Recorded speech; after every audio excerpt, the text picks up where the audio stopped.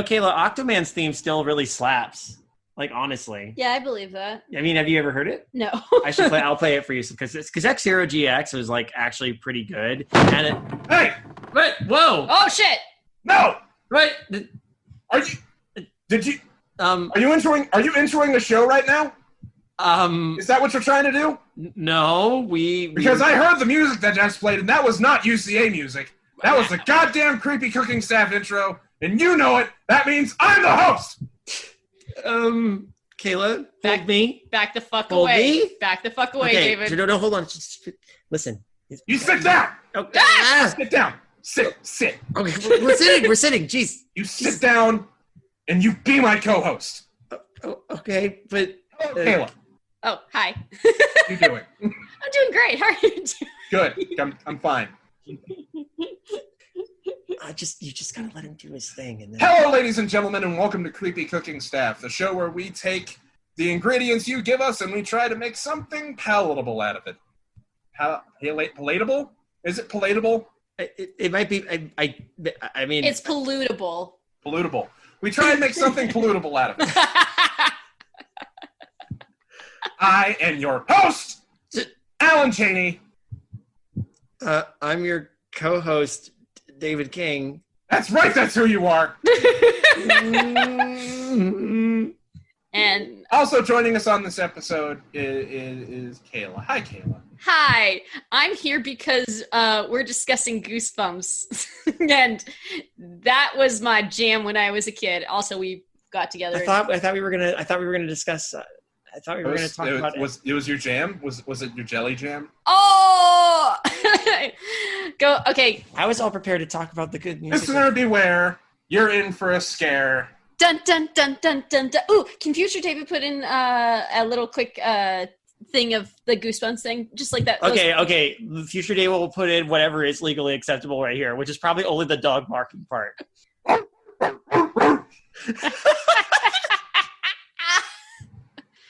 Or he'll just use that audio of me doing it.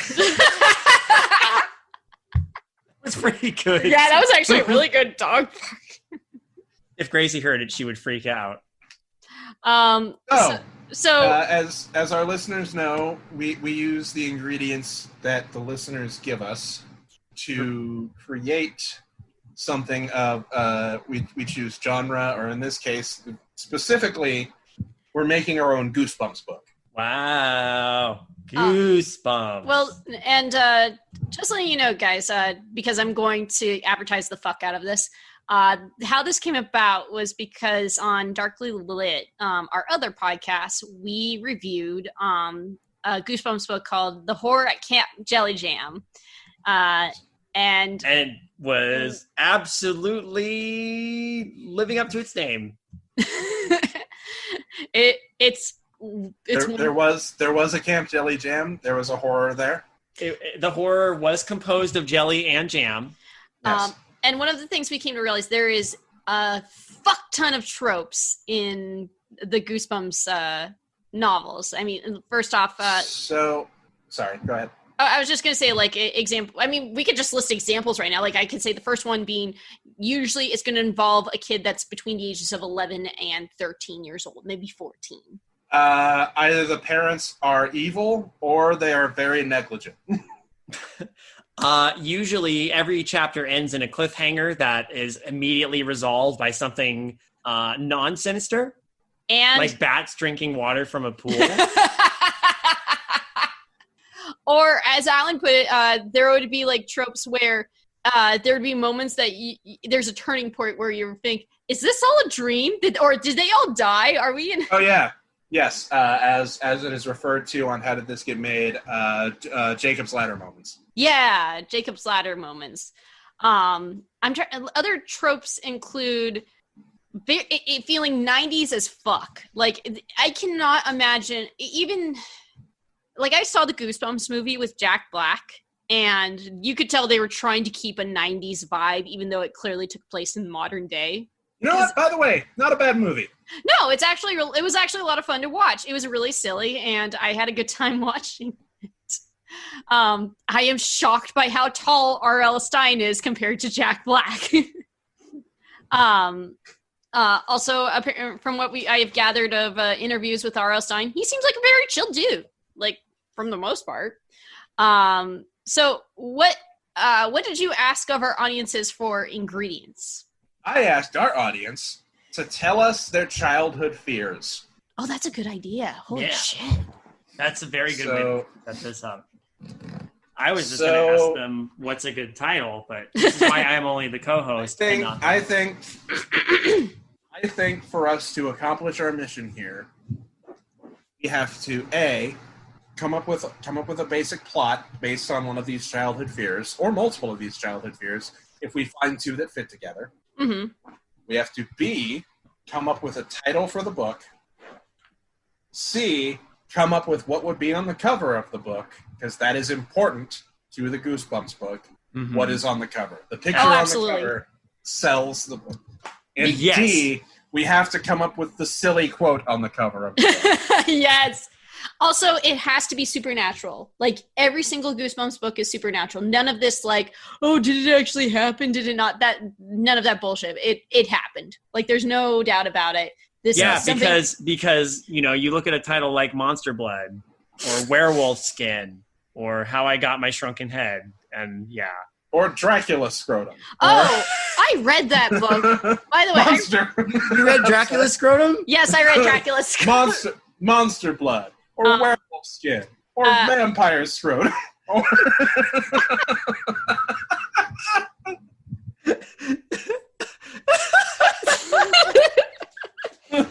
No, I actually have read How I Got My Shrunken Head. By the way, it's just an adventure novel. There is, that is probably the least Goosebumps book I have ever read in my life. I'm like, am I sure I'm reading a Goosebumps book? Because the whole thing is about this 12-year-old kid who goes to somewhere in the jungle to find like some artifact or some shit. And I'm like, when did we become an Indiana Jones story? What the fuck is this book? Did R.L. Stine get bored? What the hell? I'm sick of horror. I want to do Indiana Jones. I like some of my favorite Goosebumps titles are the ones that tell you fucking absolutely nothing about the story. Yeah, like which ones? The Beast from the East is one. Yeah, that actually tells you nothing. What about the London Tower one? What was Terror? Night in Terror Tower. Yeah, like what's going on there? We know nothing. I just thought of one that doesn't tell you anything about it when you really think about it. It's Deep Trouble, because the Deep Trouble ones are not about anything supernatural, really. They're about like secret agents doing underwater stuff or science. I don't really remember. I just remember it didn't have a horror element to it. By the way, it's more of an action adventure one. Stay out of the basement is pretty vague. Yeah. Yeah. Oh, the monsters on Shocker Street or whatever. Shocker on Shock Street. Yeah, we talked about that one. Yeah. We did. Again, that's how it's maybe the worst twist in the entire series. Oh yeah, it's completely baffling. But yeah, it had a terrible twist, but I loved the lead up to it, which is why the twist sucks so much. Honestly, the title tells you nothing. The picture is like, you think, oh, I guess it's about a giant monster, and it's not. I think it's just one part of it. Like, it's not even the most important part. It came from beneath the sink. That tells you nothing. Mm-hmm. Calling all creeps. Anyway. So what is it fair to say that at the end of this we have to have the title and the image and the quote be as vague to what is actually happening as possible? Or should we make it... Or should we actually make it really apparent? Or maybe find that comfortable middle ground between the two?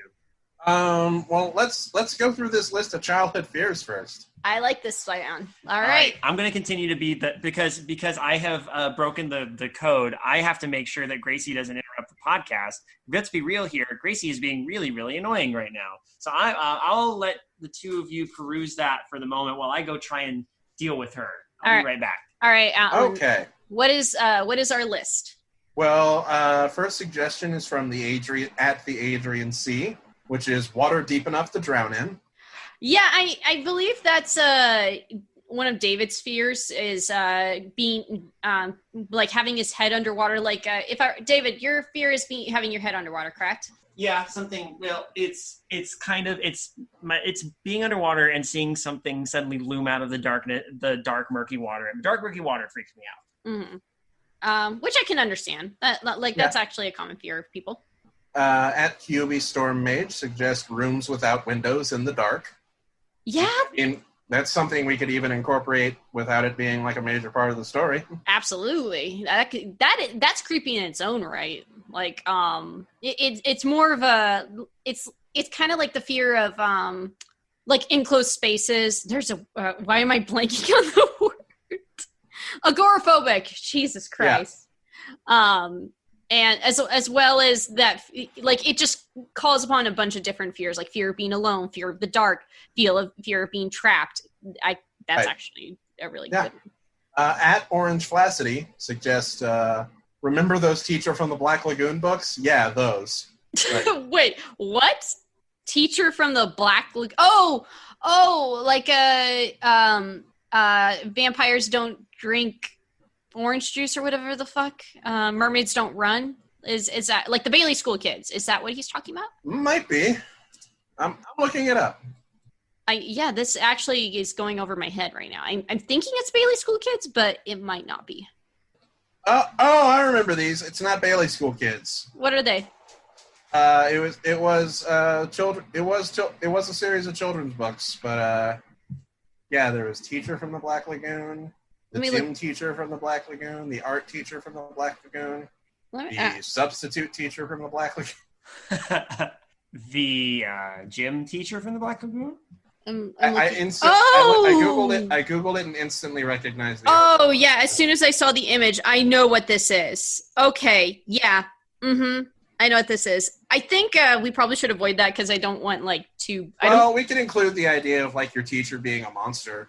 Yeah, that works. That's definitely a Goosebumpsy feel. Yeah, and there's been a few that are like that when you think about it.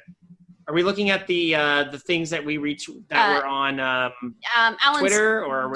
Alan's the one. I'm looking at Twitter right now. Yeah, Alan's the one listing it, so I'll let Alan. At Eli Gardner suggests everyone in the world disappearing. That's a good one, actually. That's a very like everybody's gone to the rapture kind of thing. That's that's also got a Twilight Zone feel. Where is everybody? The very first episode of the Twilight Zone was that same premise. Mm-hmm. At Marky Stardust suggests, my dad told me eels lived inside pool lights. I'm still weird about them. What? That's a good one. Holy shit! Yeah, that's a really good one. I like that. That might be okay. I'm gonna put a pin in that one. For me, that's a strong contender for about a Goosebumps book because where it has a vague title and a vague allusion to something else, and the dumb twist is it's just eels living in pool lights. Can you put that in our let's put that in our list? I like that. That's a really good. Yeah. One half of winning Olympics team at Dead and Reyes suggested gray aliens. I really wish that sounds familiar. A certain someone would refer to them as Gralians. Let's be real. Yeah. Shout out to Sade. Let's see. There's one that's just a gif of the Nazgul from Lord of the Rings. So at Bradford X Barber replied, "Bet my wiener would fall off if I kept touching it." Oh my god. That's what was the my hairiest adventure? Instead it's what my wieneriest adventure. My wieneriest. My penisist adventure. My penisist. My penisist adventure. It's about my penis. Chris Cadena grew up on the top floor of a 3-flat whose back stairs to the basement had originally been outside before an addition was added to enclose them. This resulted in his bedroom having a big old curtained window that just looked into the basement stairwell. Holy shit. It terrified him. That is spooky. That's legit spooky. I like that. That's a good image. At Jenniferific 1 suggested ventriloquist dummies and dolls. I think they made that story. I wrote that story. Yes, but yours was a horror story. Goosebumps. Wow. Yes. Goosebumps definitely did a ventriloquist story or two. Yep. Well, I mean, when you presented this, you didn't give any context, right? It was just name, childhood fear. So I did. Yeah. They didn't know. They don't know. So yeah, they didn't know. Mhm. I wasn't giving anyone shit. No, that's good. We should. Chris Cadena again. At night, always sure I could hear someone/something walking up the stairs. I'm convinced that if I ever actually pulled back the curtains, this is a continuation of the basement stairs. Oh, okay. Convinced that if I ever pulled back the curtains, I would see something there, or worse, that they would open the window and crawl in to get me. Oh my god, that's a good one. That's terrifying. That's what Stay Out of the Basement should have actually been about. Yeah. Instead of Plant Scientist Dad. Mm-hmm. At Rolling B20s, weird one here, empty malls. I actually find empty malls fascinating. I do. I actually just think empty buildings are fascinating to go through. There's like, for some reason, whenever I see an empty building, my first thought is, you could roller skate through here. I don't know why. Hey, have you guys ever seen the episode of Are You Afraid of the Dark? The Tale of the Pinball Wizard? A long time ago, but I know. Yeah. That one sticks out to me for being set in an empty mall and a bunch of weird shit just happening while in said empty mall, and I liked that one a lot. If I can plug an old episode of the Allen Hour, there's an episode we did where we did a commercial for our mall that was basically abandoned. Oh, really? I think it's just called the Great Dirt Mall. Go look up the Allen Hour if you haven't already. You everyone go watch the Allen Hour. Everyone go watch it. Go listen to it. Go take it into your heart. Let it into your heart like Jesus. Make a little birdhouse in your soul for it. Not Atticus, to put too fine. Atticus Garrison. Say I'm the only bean in your bonnet. Bean? Thank you. Jesus. Bean. You are the only bean in my bonnet. Atticus Garrison suggests clowns. Yeah, I'm with him. I mean, have there been clown? I mean, I'm sure there's been clowns in Goosebumps books, but I'm not sure if was there ever one that was specifically about scary clowns? Honestly, was there ever? I don't know if there was specifically a scary clown one. I know they had them in like Are You Afraid of the Dark? I don't remember like a clown one. That's actually, I have to give that's a point of because they had a haunted theme park story with the Horrorland ones, but never clowns were never involved, were they? Remember what was it? The R.L. Stein's The Haunted Hour or whatever the fuck. Oh yeah. So they had a clown episode that was stupid. Oh yeah, it's about the kid who on his as he hits puberty starts turning into a clown. Yeah. What the fuck was that? That was a weird one. Like, he's afraid of clowns, and it turns out he's like turning into a clown, and then because his parents are actually clowns, and it's like son. Genetic. Apparently, son, when you turn this age, you have to join the circus because you're going to start developing clownness. This is an actual fucking episode, everyone. Hey, if not a lot of people have heard of this one, but go check out The Haunting Hour. It's actually like Goosebumps, but it's like Mike's Hard Goosebumps as opposed to like. There's a couple of good ones. I think the doll in that one is creepy as fuck. Oh yeah. There's the one with the jack-o'-lanterns, and then the one with like the mascot. It's kind of unbelievable, but at the same time, you're like the creepy sports mascot. Yeah. Like again, not believable because that like. But at the same time, it's still like I don't want that to ever happen to me. Even though so my brain didn't register that you were talking about like Mike's Hard Lemonade. for like a few moments. So while you guys were talking, I was just sitting here like, Mike's Hard Goosebumps? What, like Tom's Fully Erect Goosebumps?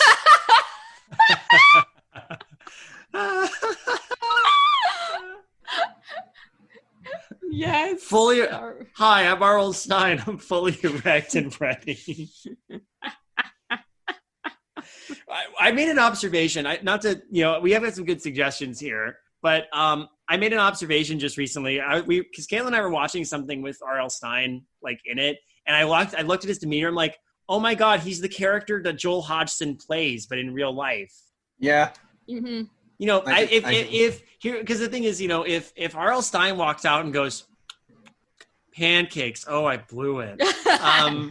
That's not acting. That's just R.L. Stein. But, Joel does it. It's, Joel's playing a character. So. But I think it's just more his demeanor. It seems like a pretty chill guy. Remember when I'm just saying Joel Hodgson has a really good R.L. Stein impersonation. Remember that music video about Goosebumps, but it's based off the "Oh my God, Goosebumps" meme, and he actually got R.L. Stein to appear at the end and say, "I'm R.L. Stein. You give me goosebumps. Girl, you're giving me goosebumps." At the end, he says, Arlstein actually pops up as like, "Hi, I'm Arlstein, and I do not approve of this music."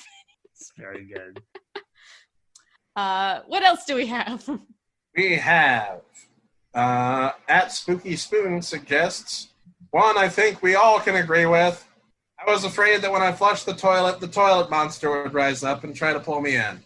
So I rushed out of the bathroom as quickly as I could every time. That's, you know what? I can believe that. I can believe that. I think I've dealt with stuff with that. I was that person who would like run and take a flying leap into bed so I couldn't get close enough for anything to grab me. So yeah, there were times in my imagination go, dude, a snake is going to swim out and bite my ass. Oh, imagine the picture of that Goosebumps one. Like, it's like there's a toilet and there's a snake coming out, and like this evil looking snake that almost looks like a mutant snake coming out of it. Yeah. There's a Stephen King short story called The Moving Finger. Oh, I know what you're talking about. Yeah, that one's about something scary coming out of a toilet. It's pretty awful. At Woonvog, Marquis said, talking teddy bear with full-grown man voice. Isn't that just Teddy Ruxpin? Isn't that Ted? It is Ted, actually. It's basically Ted. It's basically Ted.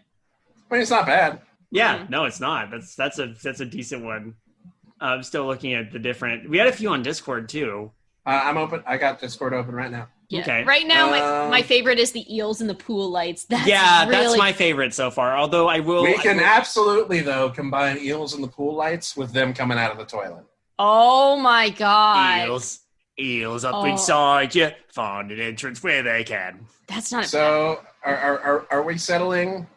Well, let's see. I'll read the rest of them, but so far I think we've settled on monster eels. That's I'd say monster eels, although admittedly, I have to say, I think Chris Codina's story about the curtained window that looks out onto a basement stairwell is a legit spooky image, and I would fully encourage writing something about that in a more serious sense. No, a scary story. It's a little too serious for a Goosebumps one, or a little too scary for a Goosebumps one, so... That's more like Are You Afraid of the Dark? Yeah.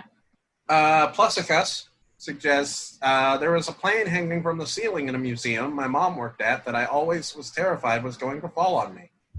The falling plane. I actually had that kind of fear too whenever I rode on Pirates of the Caribbean, like with the barrels. Oh, like when you go through that part with where it looks like the roof above you is all collapsed. No. Like, it's near the very end where they're like, yo ho, and they're junk. Oh yeah, the ones that are like on the rope. And already it's tempting you. But like, I realized, probably when I was like 12 or 13, I'm like, whoa, that's really close to our heads, like a little too close for comfort. So there was always that little worry that like it could have fallen at any moment. Clunk. Yeah. Clunk. Small iron bucket hits you on the head, kills you like that guy in Carrie. Bringer of Lighters suggests the dark basement and water in his face. That's like a combination of fears that I could... But for me, swimming in murky water, having water in my face, already not comfortable. Doing it in a basement... I missed your basement. No! Your fucking hand. Giant squids. Eels. From Dan. Dan. Oh, Urkelbot? Yes. Oh, yeah. Yeah, that's legit scary. Giant squid. Okay, to be fair, when the scariest thing on I think people keep talking about like submechanophobia recently, and I realized that might be something I low-key have because it's coupled with my fear of deep water. Because you know what scared me was the giant squid in the submarine ride at Disneyland.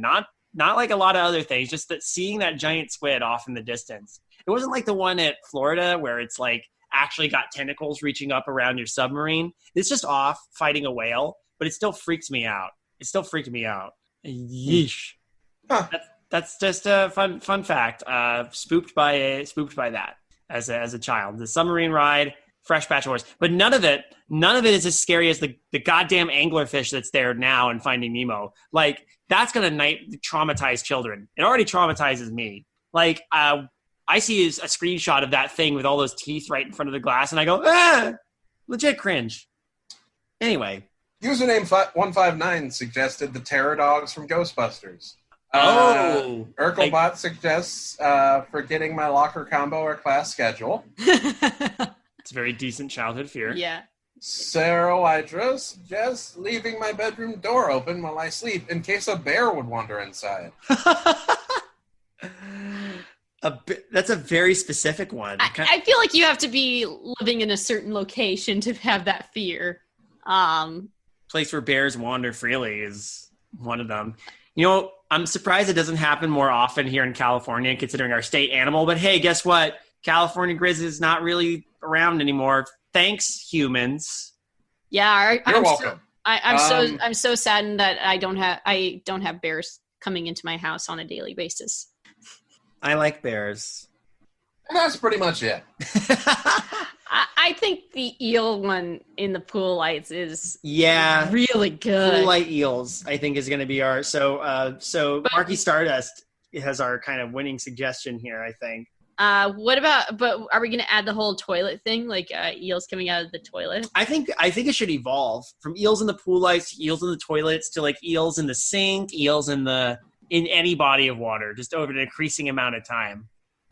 But like, why would an eel live in a pool light? Like, I'm trying to think of that. Because Goosebumps. Like, are they able to leave through the pool, like through the pool lights, though? That is a very good question.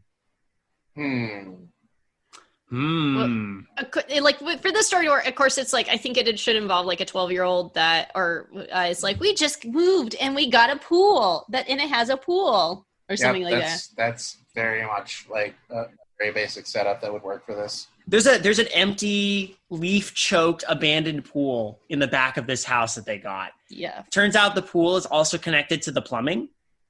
Somehow, like it's an old archaic pool. Like they bought maybe the dad, because of negligent parents, is like is one of those parents that's like I got this place because it's a fixer-upper, and then spends all his time doing a 90s dad shit, which is like badly trying to prepare everything. And somehow he ends up letting the eels that are hiding in what's left of the pool into the rest of the house's water system. I like it. Yeah, that sounds good. So that's the simple premise. So like they jump in the pool and then they think they see an eel and they're like, no, it's just a dirty pool or something like that. They turn the pool lights on and it's gotta be monster eels though. Yeah. Oh, absolutely, monster eels. How about one of the twist things that gets revealed is like something that you know completely makes sense. Like, turns out the person who owned the house before them in like the 1920s or 30s was like either an eccentric scientist or a world traveler who brought some like exotic animals back from like the darkest Amazon or something, like some bullshit like that. I'm down for that. That works. Okay, so eccentric. Then you could have all kinds of weird gags about like when they go in the house. There's like leftover taxidermied animal heads and like hunting trophies and shit. Yeah, really play up how much of a like world traveler pith helmet guy this person was.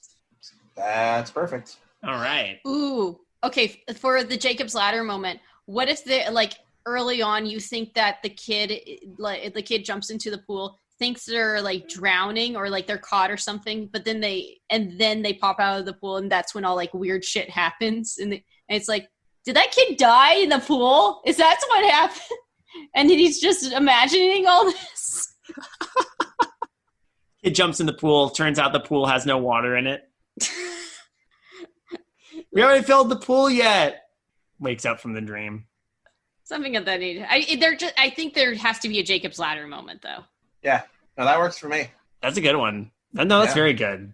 So we need a title, we need a cover image, and we need the stupid quote. We have a basic sense of what the story is, and that's not the important part. The important part is the 3 bits on the cover. By the way, what's a twist at the end? Like, I feel like there should be a stupid twist at the end. There's always a stupid twist. The twist is, actually, with everything we built up so far, what's a good dumb twist for this? Or maybe even a satisfying twist with the monster eels. That there's a bigger predator in the house that the monster eels are like food for. Oh, that's good. Ooh. Holy shit. So in dealing with the monster eels, you've gotten rid of that thing's prey, and then that thing, whatever that is going to show up. Yep. They could find like the old guy's journal and they read through it. They could find like a secret room. He could have like a secret room in the house that has like all the journals of his journeys and like diagrams and taxidermied like crazy ass monsters.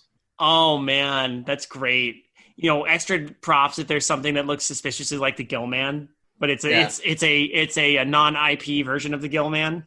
Yes. In this case, would it be one kid there's, or like? There's monster blood in the room, but we don't get into it. Yeah, that's good. I think there have to be two siblings. It has to be at least two kids because one of the kids has to be annoying and an annoying younger sibling. Yeah. Or a snooty older sibling. Well, let's go with annoying younger sibling. So like one's like 12, the other's like 9 or 10. The kind that's like, oh man, my little brother's such a butthead. He's always trying to scare me, like that. Yes. Perfect. And holy shit, we got a story. Oh my god! And wait. What's the most blandest '90s kids' names you can come up with for these children? Blake, Brent.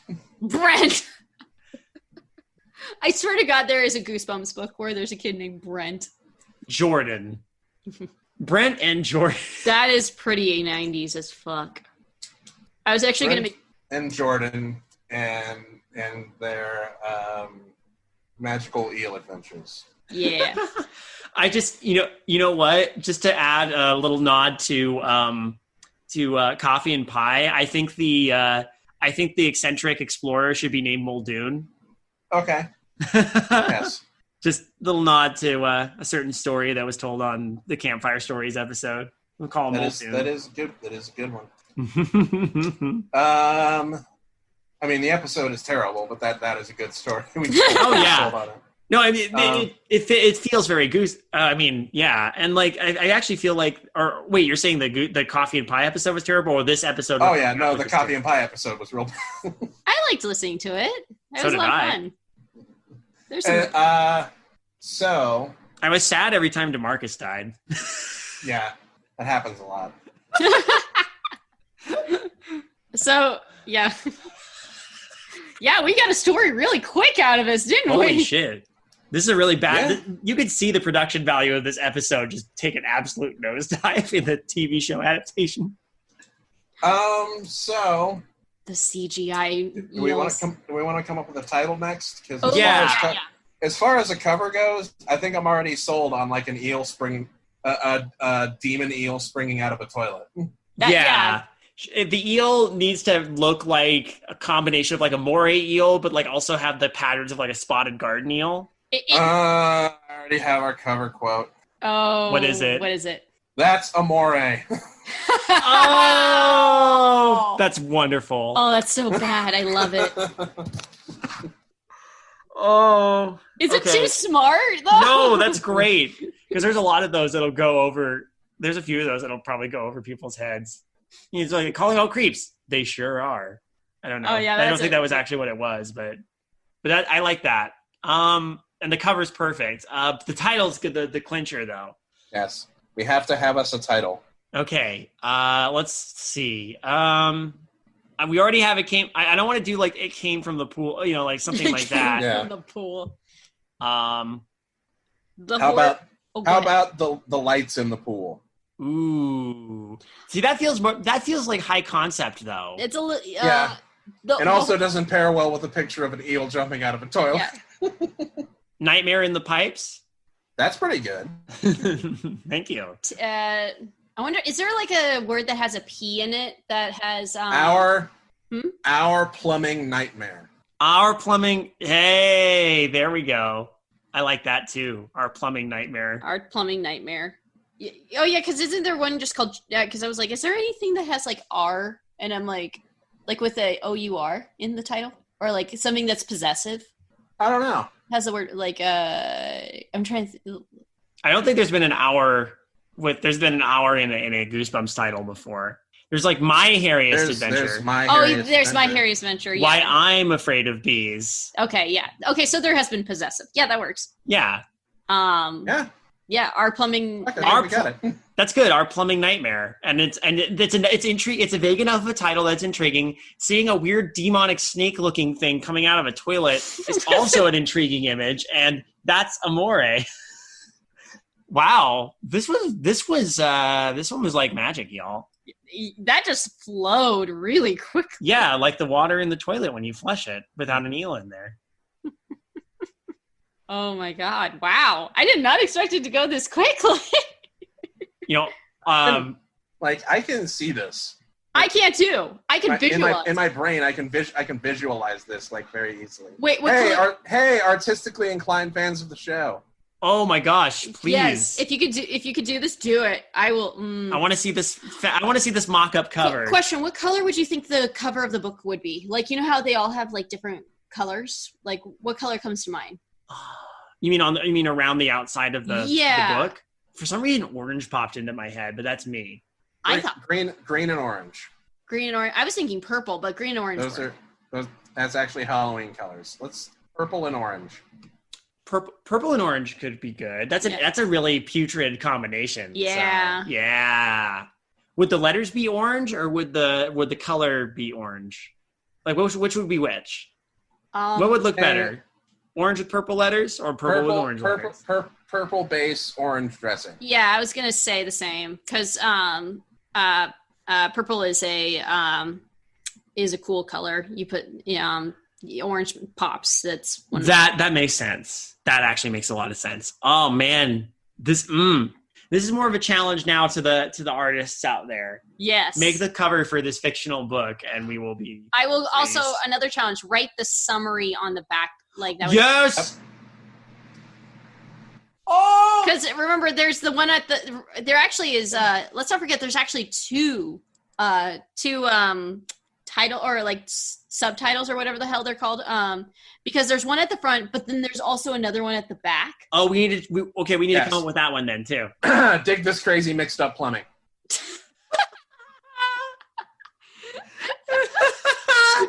Dig this crazy mixed.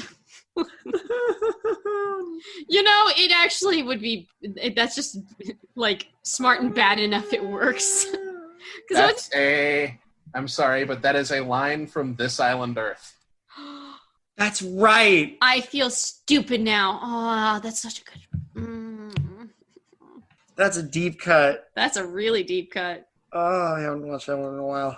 Is R.L. Stine an MST3K fan? It wouldn't surprise me. I would hope so. It's hard to say. I know he's a big fan of Disneyland. That's why they had the Horrorland attraction, Horrorland Funhouse, and the Goosebumps show for a bit in Disney parks. Yeah. Was it Hollywood Studios? It was Hollywood Studios, yeah. Yeah. Wow. The whole thing exists on YouTube now. It's insane. It's bonkers. I love it. Okay. What about... I want to see because usually the one on the back is usually an even worst. A really bad pipe dream. Oh, that's bad. That's good. It's bad in a good way. A really bad pipe dream. Because they're always punny. A really bad pipe dream with an exclamation point on it. It got to be an exclamation point on it. Don't they all have exclamation points? Yes, I think they do. Yeah. You can't snake this drain. Holy shit. But yeah, I think who would be the eldest, Brent or Jordan? Like, who'd be the 12-year-old kid? I think Brent is our hero. Okay. Yeah, it's got to be Brent. And then Jordan's the annoying 9 or 10-year-old younger brother. He's got to be like a year or two younger, but somehow be like super obnoxious as if he's like 4 or 5 years younger. Well, that's always how it is. Yeah, but wasn't that the case like in the horror camp Jelly Jam? Like they're only a year apart, and the brother was a lot more annoying. Yeah, because that's just how R.L. Stine writes siblings in these books. Cool. So, boss, what do you think? Is another creepy cooking staff in the can? Yeah. And thank you for acknowledging me as host of this show. I feel like we're making some progress here. Slowly but surely. I promise next time I won't forget that we're actually recording that creepy cooking staff and not just a regular UCA. I was all prepared to talk about this story I found that was all about like a haunted F-Zero cartridge, but we can do that another time. Wait, what? Yeah, that's why I brought up Octoman's theme. Hey, Future David, thank you. But Hey, I'm play sorry. 6 Underground. Oh, I don't know if they mesh really well together, but Future David is now trying his best to make them mesh together. All right. Well, valiant effort, Future David. Hey, also throw in the Goosebumps thing. Ah! Hey, so what's on the horizon for us, gang? What's coming? Well, the Boo Olympics is still ongoing. Yes. I think at this point we should have the video out for our cooking challenges. That's right. Our first challenge for July was a cooking challenge. Yep. That's right. I did my cooking from 3 to 5 a.m. and while drunk. Was it a good experience? It was great. Awesome. We did it just in the afternoon one day, and we're like, okay, let's do it, and we did it. Nothing too exciting. It was fun to do. Go check out that video if it's out already, and vote. There will be more challenges ongoing. In August, we're going to be working on our Halloween costumes. In September, we've got a creepy cooking staff themed writing challenge. Yes. And in October, it's back to our classic pumpkin carving challenge. But now we're all taking. And if I win, I get to kiss David right on the mouth. Yes, I accept this. Wait, what? There's CDC guidelines about that. We'll get tested beforehand. Oh, okay. Then that's fine. Yes. As long as we're all good. This will happen during a time when all is well. It's kind of like when I finally get my my prize for winning the competition for the shitty writing competition. Did we ever formally talk about that on the podcast? One of these days, yeah, one of these days, the world will be all right. Kaela will have a copy of Shaq Fu for the Sega Genesis, and I will kiss her husband right on the mouth. Hey, for the normal parts of UCA, when we're not doing creepy cookie staff segments and we read people's stories and analyze them, you can submit your work to midnightmarinara@gmail.com via email, and we will read them and we will talk about them, and we might make fun of them or we might praise them. It just depends. Doesn't matter. We don't make fun of the authors. We just make fun of the stories. Sometimes, most of the time, they're pretty good.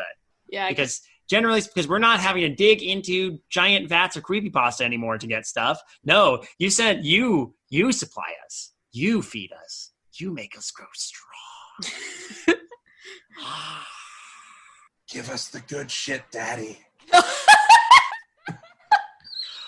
Also, we have a Patreon. If you want to hear Alan tell the story about the first time he ever got drunk and how that has something to do with Three Doors Down, you can listen to that too. That should be out in about a week after this podcast releases. And if I go crazy, will you still call me Superman? No, I won't. I'll call you Bizarro Superman. Okay. Also, listen to our other stuff on Creative Horror, like Darkly Lit and old episodes of The Witching Hour and Trick or Track. And Midnight Marinara. We got a new Midnight Marinara episode coming out in October. Woo! Just in time for its anniversary. Yay! So look out for that. Be there or be square. That was aggressive. I apologize. Good evening, intrepid listeners. This is the Pasta Shade, the host of Midnight Marinara, and this podcast is part of CreativeHorror.com, a network of podcasts and creators working together to build a constructive community of horror fans. For more content like this, visit us at CreativeHorror.com.